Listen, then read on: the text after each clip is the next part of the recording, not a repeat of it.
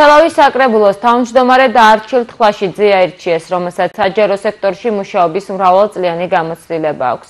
იგი 2014-2021 წლებში საკრებულოში ამავე პოზიციას იკავებდა. აირჩიეს აგრეთვე ფრაქციების, კომისიების თავმჯდომარეები და მოადგილეები. თელავის საკრებულოში 35-დან 34 ქართული ოსნების დეპუტატია, ხოლო ერთი ძლიერი საქართველოს ლელოს წარმომადგენელი. Პასუხისმგებლობა მართლაც ძალიან დიდია, მით უმეტეს იმის ფონზე, რომ აბსოლუტური უმრავლესობით ვართ საკრებულოში და ეს უფრო მეტ პასუხისმგებლობას გვანიჭებს ჩვენ თითოეულ საკრებულოს წევრს და მუნიციპალიტეტის თითოეულ ჩინოსანს.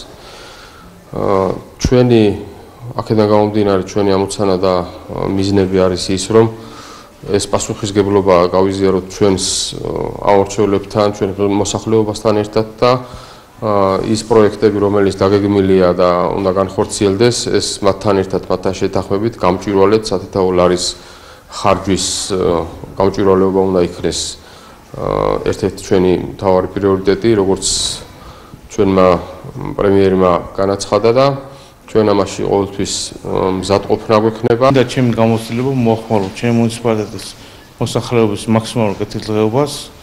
Წამოუწიო ის პრობლემატური საკითხები, რაც მუნიციპალიტეტშია, ის დარჩენილი პრობლემები, რაც დღევანდელამდე არ შესრულებულა, მიუხედავად ბევრი დაპირებისა, ახალი პრობლემატიკა, რაც ზედაპლანზეა წამოწეული, შესაბამისად, მაქსიმალურად ვეცდები